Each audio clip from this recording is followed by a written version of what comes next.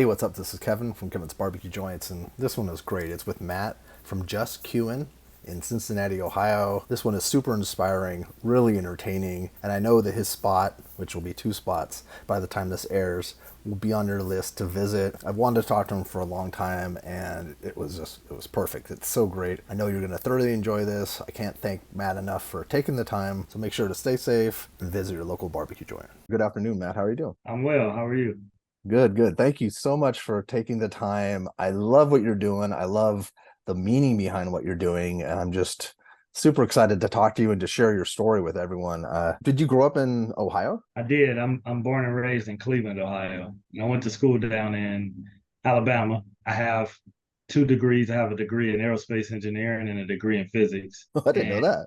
and so I got to Cincinnati taking a job with GE Aerospace originally. That's how I got here. Okay, that makes sense. So, but so that obviously makes sense that you would open a barbecue joint eventually, right?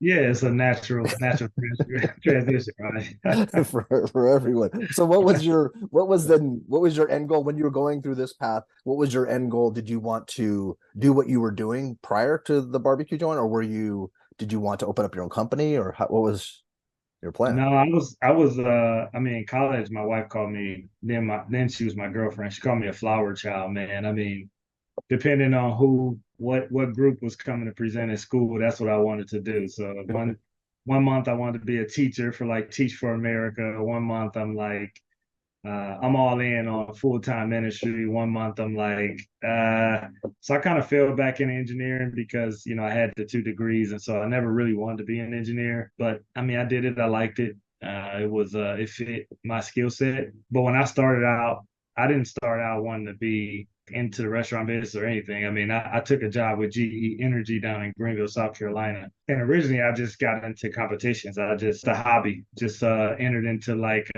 some of the smaller competitions as like an amateur team, and Yeah. uh, just started to cut my teeth on the competition circuit. I want to go back to the engineering. There's a lot of math involved, right? There is, yeah. Do you I like mean, math? I do like math. Well, I did. I don't know if I like it anymore. Yeah, restaurant math maybe is I was different. gonna say, especially when the math doesn't add up. That's hilarious. I really love physics, which Oh, is a physics. lot of math. So the benefit of picking up physics as a second major was it made the math that I was taking for aerospace make sense. Was your competition team just queuing, and what were you cooking on then? It was just Q'in. Originally, the name was, I was trying to come up with a competition name, and I had it as Just Q It, like a spin on like the Nike Just Do It. Just do it, yeah. But back in the day, this was back in '07. You had to call in your entries to the competitions down in South North Carolina, Georgia. And man, those country bumpkins, they just could not get it, man. I would call and it'd be just cue it, and every time I show up and it's just queuing, and I just said after a while, it's like after like the third competition, I'm Oh, like, you know what? I'm just gonna go with it. I'm just gonna let it ride. that is so hilarious. Okay, I was cooking on a Uh, what's the thing that Lowe's had? One of those little $150 the thin metal one. the thin metal, yeah, not grill made or something like that. Just like a really cheap smoker. I did really good chicken because you cook it hot, but I had such a time controlling the temperature, man. Did you start to figure out what the barbecue community was like? Yeah, so I mean that's when I got hooked on the whole barbecue community period. I mean, I was an amateur, and the professionals, man, they were so nice, and it was just the whole feel and vibe of competitions and up all night and talking shop, and Yeah. everybody willing to help, and the camaraderie, and it was really cool. I really did fall in love with that. There's something really special about that competition circuit and about because I've heard of a number of people that have come in really green and somebody that like is famous in that world or big in that world has come and put them under their wing or just given them little pieces of advice. It's not and it's in the at the end it's in the hands of the judges and it's a completely different world than the restaurant world. Yeah, man. I mean, those people are giving you stuff that it would take you, I don't know how long, if you would ever figure it out on your own. True. Just little tweaks in here. You should try this. Last time I did this, or little bitty things just help tremendously. Did you have success in that? I did. I always placed in chicken because at the time I only had one barbecue sauce, and I didn't realize this until later on. But it tastes really good on chicken. It doesn't taste so good on anything else.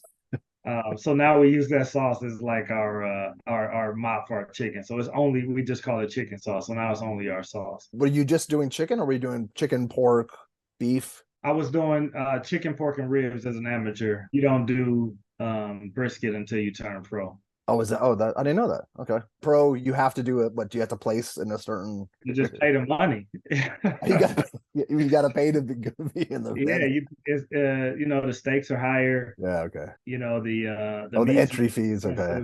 Yeah, the entry fees are more, but you know the winnings are more if you do it. So it's just you know you just a lot of these competitions too are like fill up really fast, and so you have to have had some type of success on the amateur circuit before they would even let you register as a pro. You couldn't just come out of the blue and say I'm a professional. I did eventually turn pro, but I only competed like 2 or 3 times as a professional. By then I had the restaurant going already.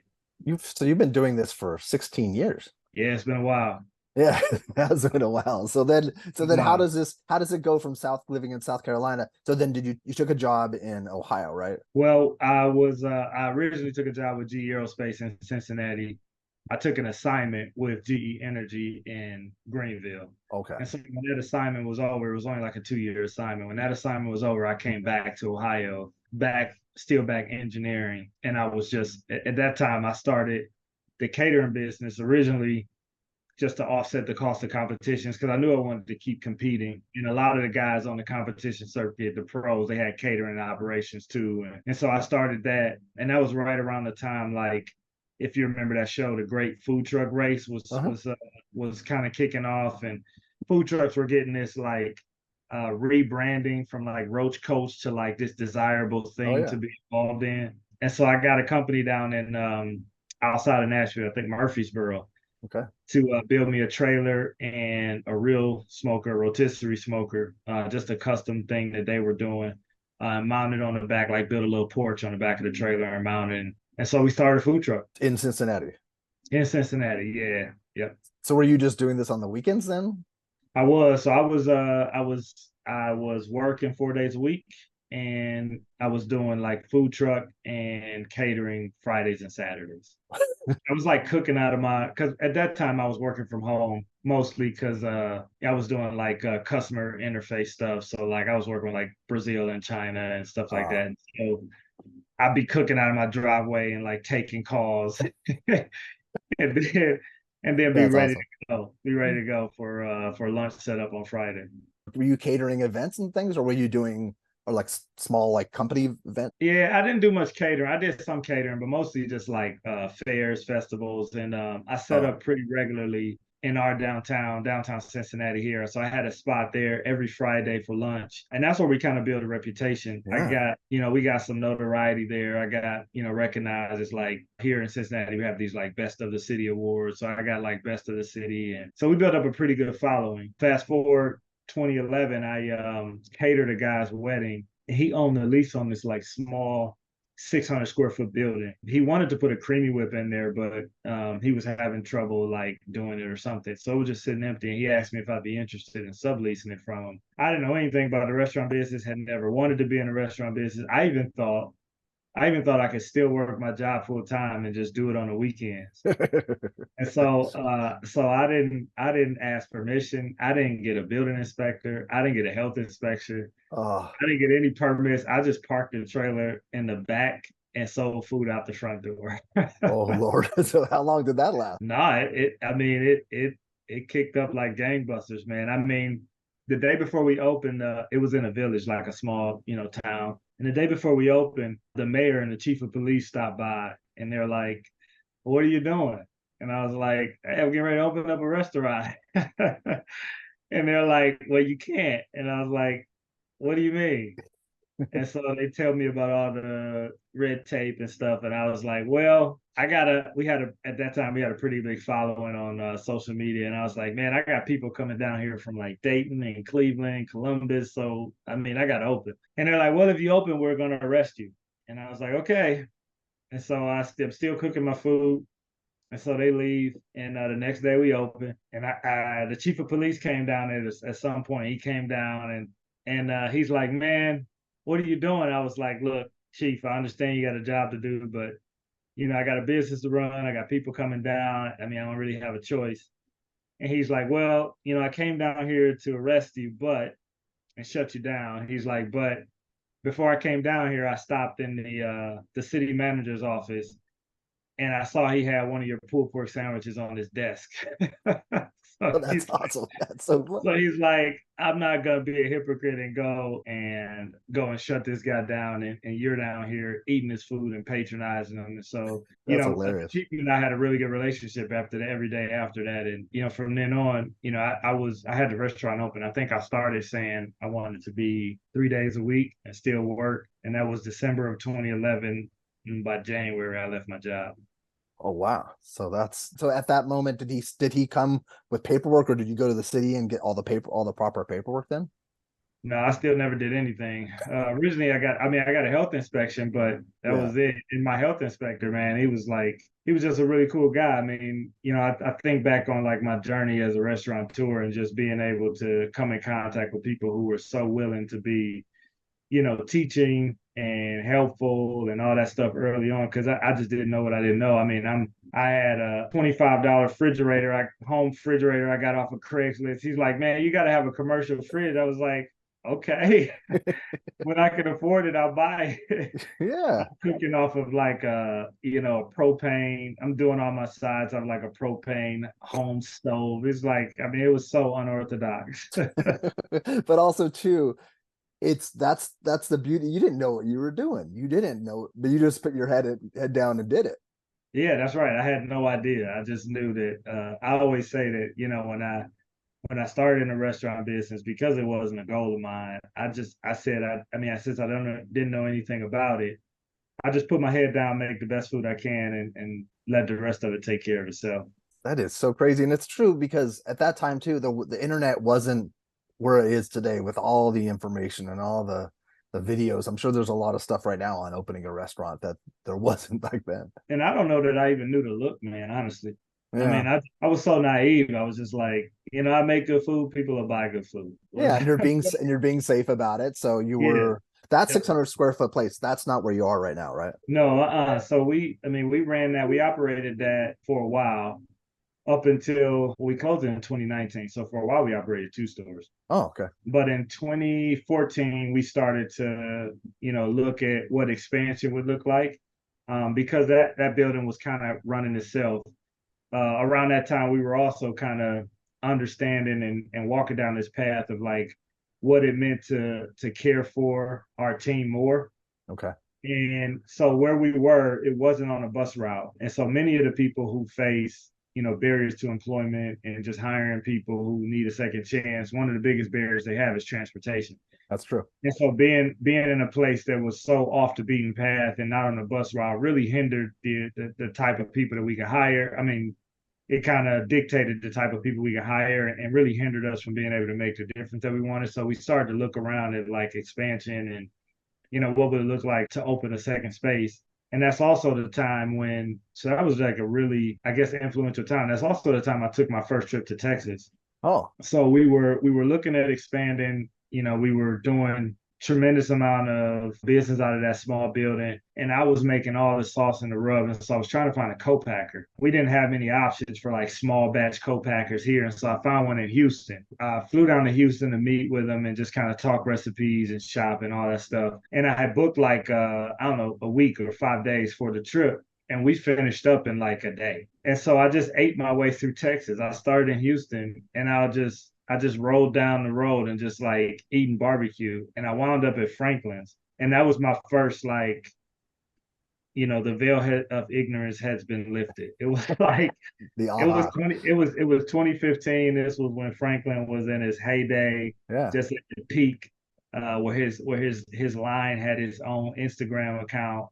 It was bananas, man. And I fell in love. I mean, I came back and I was just like, everything has to change. Like nothing will ever be the same. Isn't that funny? That's Yeah, amazing. And it makes all the sense. And that's because were you even selling brisket at the time? we were selling brisket. I'm ashamed to say how we were selling brisket. It was so nasty. How we were cooking it. I mean, I was cooking it upside down. I was cooking it like fat cap down. I was cooking it a day in advance. We were wrapping it in foil. we were slicing it cold and reheating it. Man, it was so bad. Uh, Oh, it was bad. you didn't know any better. You didn't know any better. I didn't know any better. It was so bad. Yeah, and to be honest, that's how it was here in California, Los Angeles. That's how it was up until people started to take trips to Texas and Franklin came about, and it was a Yeah, whole yeah, it took an eye-opening situation like yours to so you came yeah. back and thought we need to retool this. Yeah, that was right. So 2015, if you remember, that was like mad. Two things happened. That was mad cow disease was a thing, Oh yeah. and Arby's was getting into brisket. So Arby's had just started brisket nationally, and so supply was way up. I mean, demand was way up and supply was way down. So the price of brisket jumped up. I mean, brisket used to be before that it was like two something a pound. Yeah. And then it jumped up after that, jumped up to like $4 a pound, which now sounds like amazing. Yeah, exactly. But it jumped up to like $4 a pound. And so here in Cincinnati locally, everybody that was doing barbecue got out of brisket. And there were only a few guys that were like doing a brisket day, like brisket Fridays or something like that. And so we went the other direction, man. I came back to our supplier. I was like, I need the best brisket you can get. We jacked the price up at the time. I mean, we were charging before I left and went to Texas. We were charging like I think $10 or $12 a pound, and so I jacked the price up to like $20 a pound, which was unheard of in this area at the Yeah. time. Got best brisket. I mean, and just got the best brisket I could, and just started to hone that craft. And we just hung our hat on brisket and just really staked our reputation on it. Did you go in the back of Franklin to see how he was cooking, or did you go? Okay. Yeah, I mean, I talk shop with everybody everywhere I go, man. I just like walk in the pit room. I was like, I think Benji was back there cooking or something. And I Yeah, was yeah, like, hey, probably. what's going on over here? What is this? How do you do this? How did this magic happen? So you just walk in, and then if they kick you out, they kick you out. But at least you're, Yeah, and I yeah, bought his book too. I bought his book, and so just kind of started from there and started workshopping and learning trial and error. And since then, I've been back and forth a few times. I can imagine. Took some classes from some guys, and just like keep getting better. The constant pursuit. Because you have a bunch of pits. Did you get another pit at that time too? I did not. I've always cooked on an oiler. Okay. I had always cooked on an oiler. After my custom pit, the next pit that we bought was an oiler, and at the time I had two oilers, and so I didn't change pits immediately. I actually just got my first offset a year and a half ago now, so it was 1,000 gallon custom, and now I have 1,000 gallon custom built, and I have three 500 primitive. Who made the 1,000? It's just a custom build, a guy out of Indianapolis that just Oh, cool. went down and got Franklin's plans and just built the pit from up here. Smells Gotcha. good. And it's impressive. And I'll put a link to the tour that you gave below because it's fun to see, and it's also interesting. So when you found this place, did you know this is the right place? Because it's got like a downstairs, there's a whole, it's a Oh, really my place cool. here. So Yeah. yeah, It's around the well, same time, right? it didn't look anything like this, but Yeah, I'm sure. I grew up in a neighborhood very similar to the one we're in now. And so this neighborhood was at the early stages of even planning for being redeveloped and stuff. And so I fell in love with like the architecture and stuff. I didn't have any plans for the basement or anything. We just kind of gradually grew into that stuff as we started to expand and doing more business and understand the needs. We just started to build and figure out different things. But yeah, the place is really cool. The only thing I knew coming in was I knew they had a lot of expectations and a pretty lofty vision on like what the future of this area would look like. And Oh, we were kind of like on the ground floor, maybe even a basement floor, like before. I mean, because that was like 2015, and it's just now yeah. starting to realize some of that stuff.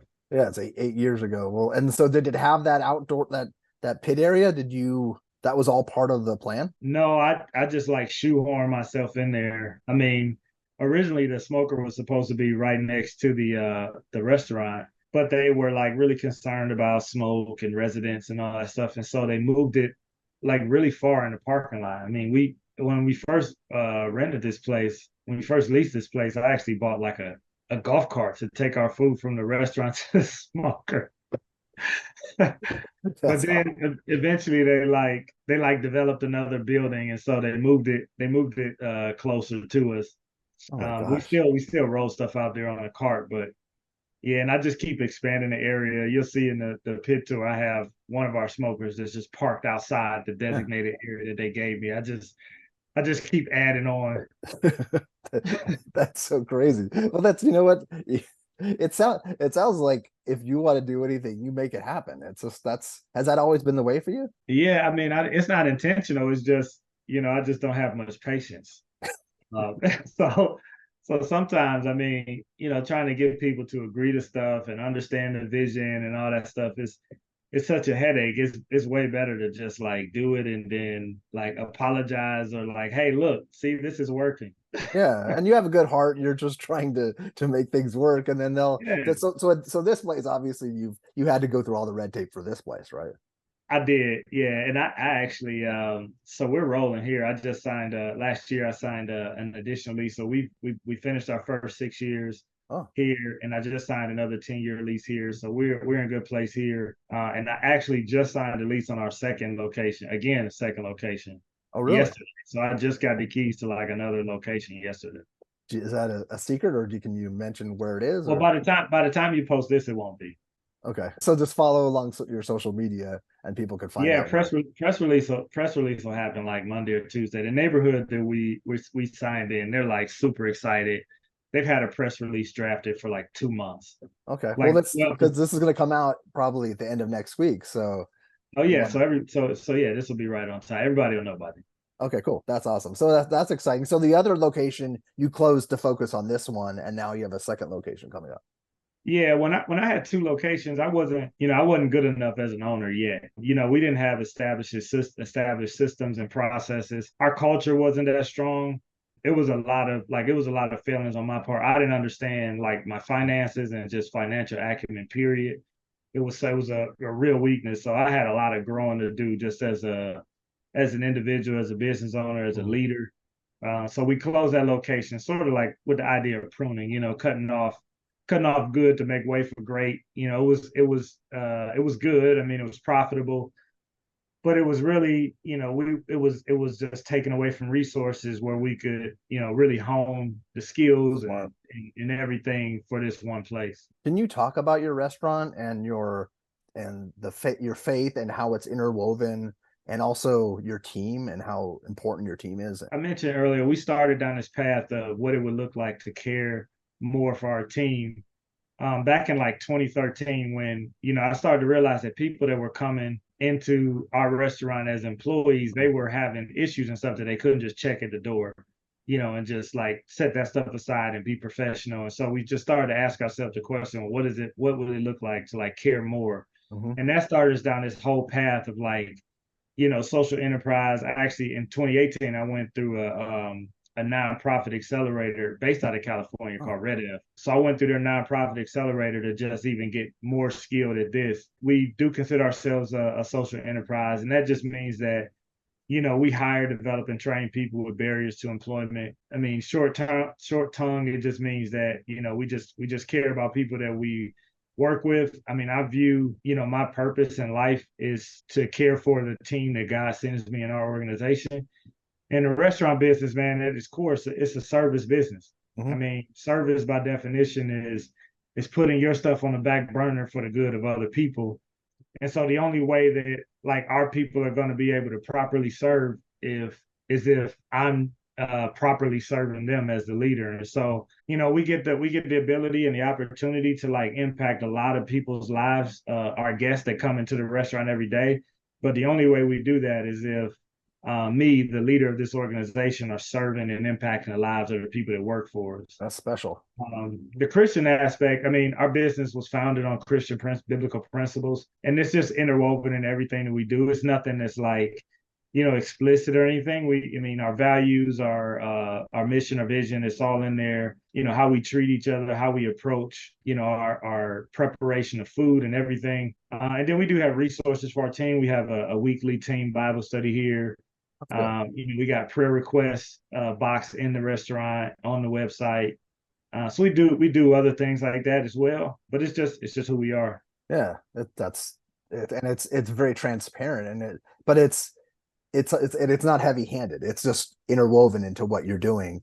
And so you have those hearts and things? What are those? Those are you put up or you Yeah, yeah, those are our loyalty cards. So I mean, we tried all the different stuff with the, newfangled electronic loyalty, this and that, yeah. and programs. And man, what we found out is that people just like the old school touchy feely punch cards. And so we got these punch cards with this really cool texture from a local printing operation here. And we just punch hearts in them. We have a heart shaped punch and we just punch hearts in them. And so every time somebody brings one of their loyalty cards in or redeems it, it's a big deal here. And we put their name on the wall. And it just, Oh, that's I so mean, it's nice. a testament to just like, our guests and the support that we have. And our wall's almost filled up. I got to figure out what's going to happen next. Yeah, exactly. And that's a good sign. Like you want your Yeah. wall to be filled. Yeah. Well, can you explain like what you guys serve and then how your restaurant's set up? And the downstairs is for prep. Yeah, so we serve, we have a typical Texas menu. We serve brisket, we make our own pastrami, we serve ribs, we serve chicken, half chickens. Here in Cincinnati, rib tips are a staple. So we serve rib tips, which is just that back brisket bone of the ribs, the spare rib. Yeah, In Texas, they smoke the whole spare rib, but here we cut it off St. Louis and smoke the rib tips separately. makes sense. And we've just added, true to trend, we've just added sausages. So we have a jalapeno manchego sausage that we do only on Saturdays now. Oh, that sounds good. And we're also doing a burger, a brisket burger. Both of those that we're just making, trying to recoup our brisket trimmings, and so we do our burgers on Friday nights. That makes sense. And and it makes sense to be able to utilize that. And also it's really good. It's something that's really Yeah, good. yeah, right, right. I Yeah. mean, that's the good thing. It's really good. Yeah. And also too, like the using manchego, that sounds like I know the only other person I know that was doing it is Brian Hull from Secret Pint Barbecue. He was doing using manchego. Well, that's where I got it. I watched their interview with him, and I was like, hold on, Are you kidding me? because Really? I don't like the high heat cheddar. I don't like it that much, and Mhm. so I knew I wanted to have a jalapeno and cheese sausage, but I didn't want it. I didn't want the high heat cheddar, and I don't want the cheese running out of it. When I heard you talking, That's when I heard your interview, I was like, oh, that makes sense. Let me try a drier cheese mhm. that has just a higher melting point so that it'll stay together. And I mean, I love like Mexican food, period. I just do. I mean, Yeah, that's next. That's the next thing is like some type of Tex-Mex breakfast. But that's cool. uh, and so Manchego made sense. That does make sense. Oh, that's great. I'm glad that I can facilitate that. That makes me, you don't That's know right. how it makes That's my right. heart feel really, really good because, This is the Kevin's secret pint sausage. That's gonna be the name of it. that would make at least just if you just even send me a picture of it, I'll yeah, please actually just send me photos. I would love to see some photos of it just because and when I Yeah, come visit, I will definitely have to make sure that I'm on a Saturday as well. I'll come a couple days, but I like to you're gonna have two locations. That's gonna be so great. So yeah. then At some point we'll expand it. I mean, we're just, I'm just, and yeah, I'm the only one doing the sausage right now, so we're just figuring it out. So one day cool. makes sense because when I finish this video, I'll make sausages. It's a Wednesday today, so I'll make sausages today. Then we'll cold smoke them tomorrow, and then I mean we're cold smoking on Friday, and then they'll be ready to go. We'll re-smoke them on Saturday. That's so great. That's awesome. Yeah, and it's also too. I've been curious, and you've probably heard. I've been asking people for their how many days it takes and what their process is because I think it's intriguing and Yeah, it's it's a it's craft. long. I'm gonna try and cut one of those days out here Yeah, eventually. Right now, right now I'm just sticking to it because it's coming out so well. yeah. That's so neat. That's really cool. So and then so what sides and what desserts do you carry? So we have mac and cheese. We do a mix of collard greens and turnip greens, 50-50 mix. Oh, that sounds good. We're doing potato salad, southern mustard potato salad. We do a vinegar-based coleslaw, and I miss baked beans. Baked beans. And for dessert, we just do a peach cobbler that we make in house. Not just. Yeah, You yeah. just I mean, cue I it. want to do I want to do a banana pudding, but it's so hard to keep. The shelf life is terrible. Yeah. The whole do I use fresh bananas or like the yellow nasty pudding stuff? I mean, Goldie's does a really, really good banana pudding. I should just reach out for their recipe and just put the Goldie's banana pudding on thing. If you write Lane, I guarantee you he would write you back. You're I right. know, I Yeah, know, I know. that's what I've just heard. I've been to their barbecue class. I went to their very first brisket class. With Dylan? Uh, huh? Was Dylan part of it, or was it? The one for with that they had at Goldie's itself. Yeah, at Goldie's. Yeah, the Yeah, very first class. It was like last June or something yeah, I like remember that. seeing pictures from it. Yeah. Yeah, and it was freaking amazing. And they gave us everything. Those guys are really cool. I still talk to Jerby periodically. Oh, that's really cool. Okay, so you did go to that Goldie's class. That's You're smart. That's because that's where you really learn the tricks of the trade and see what people are doing on the inside. Yeah, man.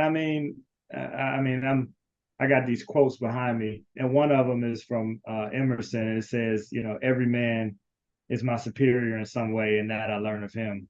Ah, And I'm always trying to get better. I never want to feel like I've arrived. We have a culture here of like continuous improvement, so we're always trying to tweak love and that. figure it out in a better way, to a better process, different method here, a little bit of something there. And those conversations are ongoing. I get inspired too by just going and visiting. I got a list of places I want to go, just based off, like, your pages and other pages I follow. Big fan of Smokehouse down in San Antonio. Mm-hmm. What they're doing, I've never been down that far, but I really want to check him out and his wife's bakery. Oh, That's something no, no, no, 2M Smokehouse, 2M. to him. Yeah, and that's something that's like I really want to get down there. And Panther City's on my list, and Yeah, yeah, Cadillac's on the list as well. Cadillac. Yeah, yeah. Those three right there are some of the best in the world. They are just Yeah, those guys are just really honing their skills. Yeah, that would. Yeah, I know, and they're going to be with the cat with 2M with their Castroville place opening. That'll be so fun to to see her having her own bakery and then have them having a full smokehouse and a full like they have a whole big sausage program they're dealing with. Yeah, it's and I think that and that's why I love talking to people too, is I feel like from my chat with you, I learn a little bit. There's these nuggets and they resonate in my head. And I think about what you're like, I think about them days later, and then I get a chance to edit it. And then I listen to you again and I get a chance to glean even more nuggets. And it's just, and I hope that people, the fact that you've gotten something, a little something out of this, like that makes me feel happy that I hope that, it's nice when people write me and say they listen. I think most barbecue guys like really appreciate the work that you're doing. I know up here. We got a small community of like, enthusiasts and guys that are all in on Texas barbecue. And we, text back and forth. Hey, did you see that new video? Hey, did you see That's nice. what's happening here? Did you see? We care about this stuff because, I don't watch TV. I don't have time for that. Yeah, But that do I barely but do. Yeah. I'm like, but I'm, I'll put down an hour on a YouTube interview with, some guy opening a barbecue restaurant in South Carolina and see if I can get some nuggets out of it. I'll do that. Yeah, because it's because it's research, right? For work. That's right. It's right. That's so good. So let's go over what hours. I want people to know because it's Tuesday through Saturday. Is that right now? Yeah, we're Tuesday through Saturday. We are open lunch and dinner. So, but we take a break in between. So we open 11 to 3, and then we open from 5 to 9. Okay. And then what days of the week are like other days where people are lining out the door, or is it more like a pretty steady flow, or how does it work? Yeah, it's a steady flow here. We don't have the line out the door culture in Oh, Cincinnati. So it's more of a steady flow. And we do a mix of, online ordering. So we have the same setup like a Texas style where you walk up to the meat station, and we just recently changed that. That was a big culture shock up here. We like, people walk in, and this just happened like a month ago. oh, People walk really? in, and we got like, you walk up to the meat counter, and you're telling the person what they want, and we're weighing it, and they're looking at us like, what is this? Like, what are you doing? Like, what are you doing this for? I love that. I love that. Yeah, no, it's uh, there's a learning curve, isn't there? Right? Like in there Los is, Angeles, there is, after I there's left Texas and came back, it was to explain that is difficult. yeah, yeah. Like even now, I say like, I went to Snows or something, and I was in line for like 3 hours, and they're just like, what? Why? Like, why would you do that? Why? Why? Uh-huh. Well, it really is funny, and also too, I think that once people get it, when they come back, they feel kind of special that they know how to order. It's a weird, at least I saw that on, It is, yeah. Like they just come back and they bring friends and they got their chest puffed out and they're yeah. like, just follow me. I got this. Yeah, you come under Just follow my, my lead here. yeah, that's a neat thing. And you're also you're giving someone a new experience in life. And I think that that's what life's all about, is experiencing as many things as you can before, Well, more than anything, man, that's what the restaurant business is about now. It's not just about yeah, food, it's not just about service, it's about the overall experience. that's You know, true. the people that are successful are doing the best job of creating that experience, the holistic experience, and not and understanding that like I can't just make the best food and be good, or I can't just have really good service and be good. Is it's the sights, it's the sounds, it's That's how true. are we as restaurant owners connecting the experience that somebody has with like a really, really positive emotion. And we got to be, I That's mean, we got true. to be really intentional about that.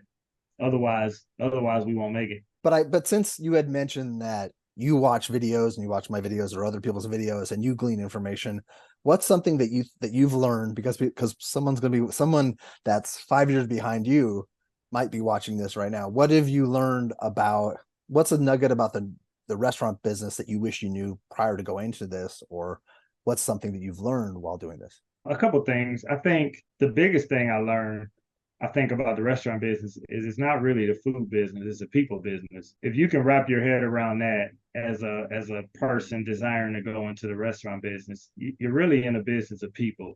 The people that work for you, the people that are coming into your organization, and food is just a widget. I mean, it's just a tool True. to make that connection between people. And so if you're not a good if you don't consider yourself a people person, this isn't No. this isn't the business for you. This is just not the place you want to be. The other thing is that how important it is to just understand cost and margins, and one of our values is we're good stewards of our resources.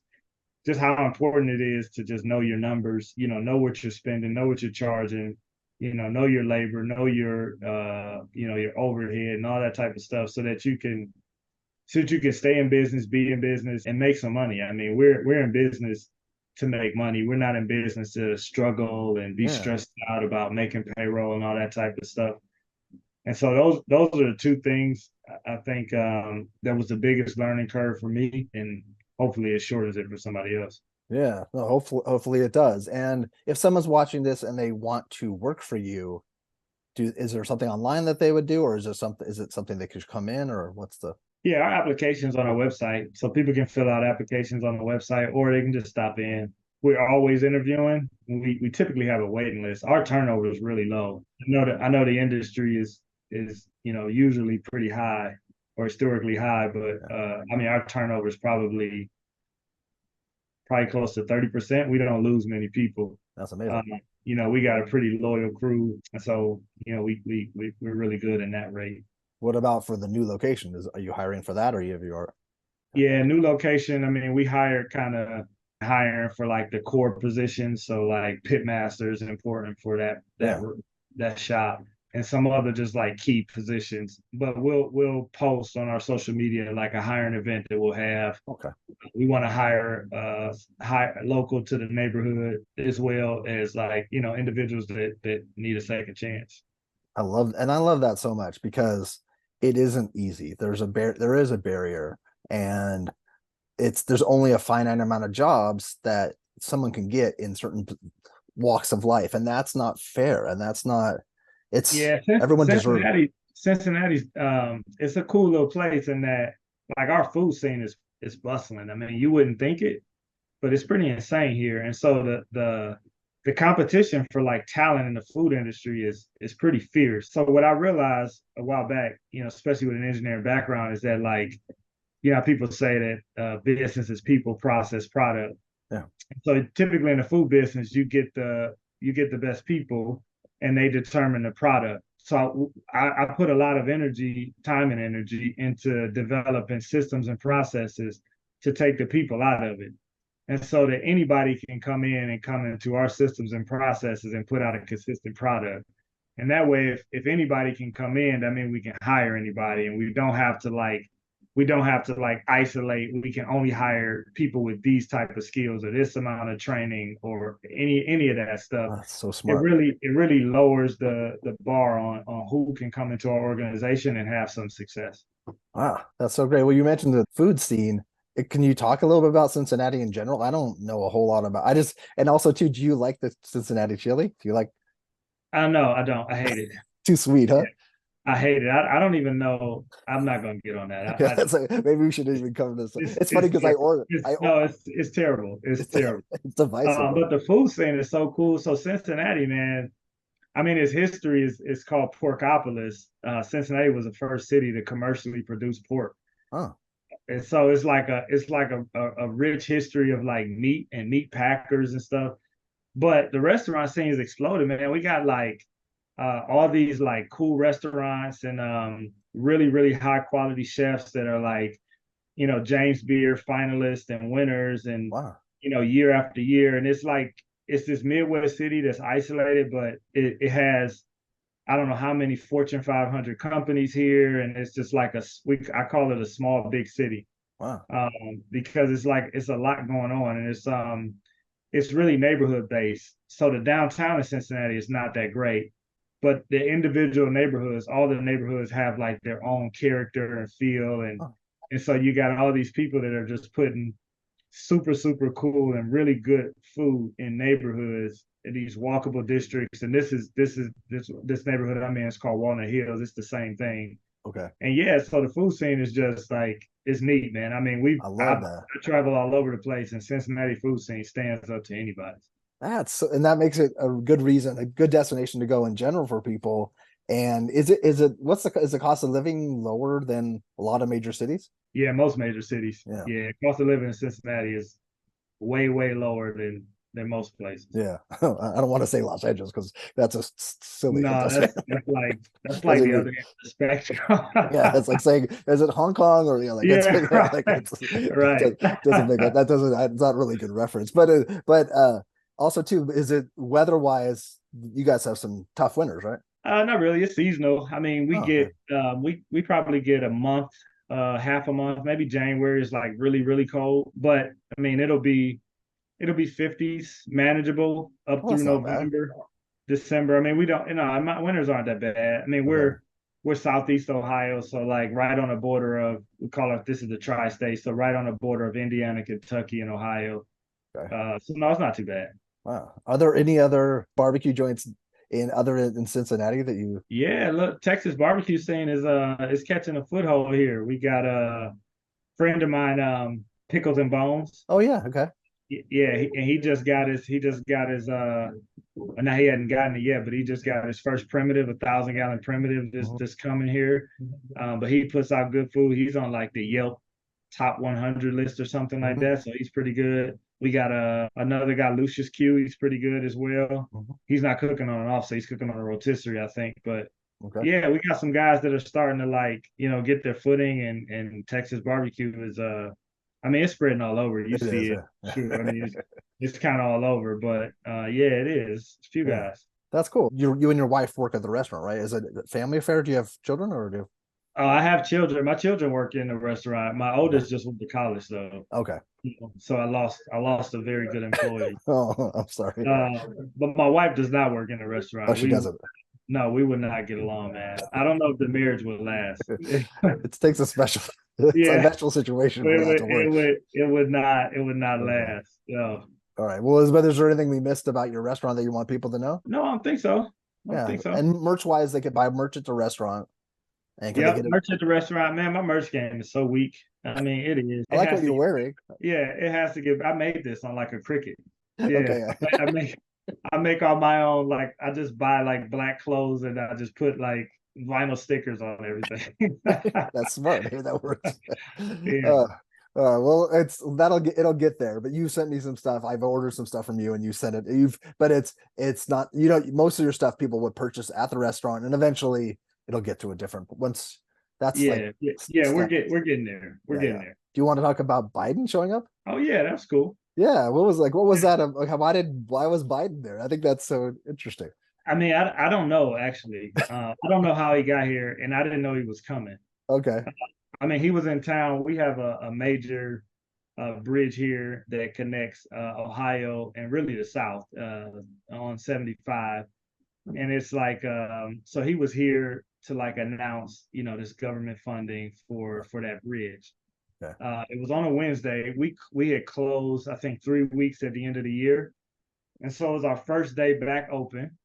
Um, of course. and we had just finished the lunch rush with like a bunch of construction workers, and so the floor was super dirty, and because they got all their like dusty boots, and it's January and snow and stuff like that, and so I'm down here in my office and I'm trying to do some work, and um, my our coach, our location coach, Tamika, comes down and she's like, "Hey, Secret Service is upstairs," and I was like, "I'm trying to work. Like, please, I don't have time for these jokes." And so Secret Service just came in the restaurant with dogs. And we're like, you can't bring dogs in here. And they're like, yes, we can. We can do whatever we want. Yeah. And so it was a whirlwind, man. Like, in 20 minutes later, I mean, we got Secret Service, we got Sheriff's Department, we got SWAT, we got local PD. I mean, we got everybody, man, and they're like, this is gonna happen, this is gonna happen, you're gonna do this. It was just like a blur. And then, like I said, it's like 20 minutes. We got like a 20-minute notice. Like 20 minutes, he That's like, comes in, and they said, you're gonna stand here, the president's gonna do this, and they said, it's like a 5-minute, ordeal. They wound up hanging around like 45 minutes. wow. Um, and I talked to him for a long time. I mean, we had like a really good conversation. I talked to Huh. him about like, my values and my outlook on like business and serving people and that type of stuff. And he talked to me about his upbringing. No, it was really cool. It was an experience I won't forget. That's amazing. I'm glad we talked about it. I remembered I had a note that I wanted to talk about Biden. It's amazing how they can descend, like they descend on something. It's amazing that they come in and they just lock everything down. That's Yeah, crazy. I mean, after the fact, I mean, I didn't realize any of this stuff was going on, but after the fact, so what happened was we're like, it's like business as usual, and then all of a sudden it's like a ghost town. It's like no cars are going down the street, no people are walking. You're like, what? Where is everybody? Like, what happened? Well, they had it blocked off like a 5-block radius, and I Yeah. didn't realize how much of a thing the president was. Like, I mean, I knew it was a thing, but he has like it's a city. I mean, he has his own ambulance, he has his own fire truck, he has his own bomb squad. I mean, he travels with his own media. Like our local media didn't even know about it. Like they had no idea. All the footage and all that stuff that came from national media kind of sending it out, but they just roll with them. And if you're inside this bubble, then you got access. But they 5 miles, like no one could get in or out for like 5 miles. It's crazy. It is crazy. No, I live about 3 blocks away or 2 blocks away from Hilton, and Obama stayed there. This was a number of years ago, and I was coming to help my mom because she was at this place, and so I had come down the street, and they had it blocked off, like you said, like 3 or 4 blocks out. They had Secret Service, they had SWAT, they rented out in the apartment complex, the upper floor. The Secret Service rented out an apartment that they ran like a station up there. Then they had SWAT guys on top of every single building. And like you said, they had an ambulance, fire truck. Crazy. They had and they have doctors. They have everything. And they rented out an entire, I think, the top floor for him. And then he Right. played basketball with some Right. like, some people that were Right. like, it was because they had a basketball court there. It was just so cool. Like it Right. was it's yeah. Once unless you're in it, you never would imagine how Yeah, it's a it's a whirlwind, thing. man. Yeah. But that's Yeah. it. And they didn't even Crazy. let you know you had 20 minutes. Like that's so funny. You must have when you said Secret Service is here. You're like, Yeah, I what? was like, what? I Yeah, mean, that's the coolest thing about it, I always say, the coolest thing about it is that we didn't change anything. that's Like, cool. Yeah. we didn't have to like break out the good china. We didn't have to like, put on a good batch of peach cobbler. Like none of we didn't. The same food that the president got is the same food that everybody gets. Like we weren't rattled. We weren't like, we need to do anything special. We're just like, oh, okay, Yeah. And that's it's kind of cool. and that's kind of better if they told you a week in advance. it would be in your head, and it would be something that would be, it's just kind of nice that that's how it works. That's Yeah, really, yeah, I yeah, love that. I love that. yeah, So thank you for sharing that. I was very curious because you have some photos, and I'll try to put a photo from that in this so that people can yeah. see what it's like. But have a great week,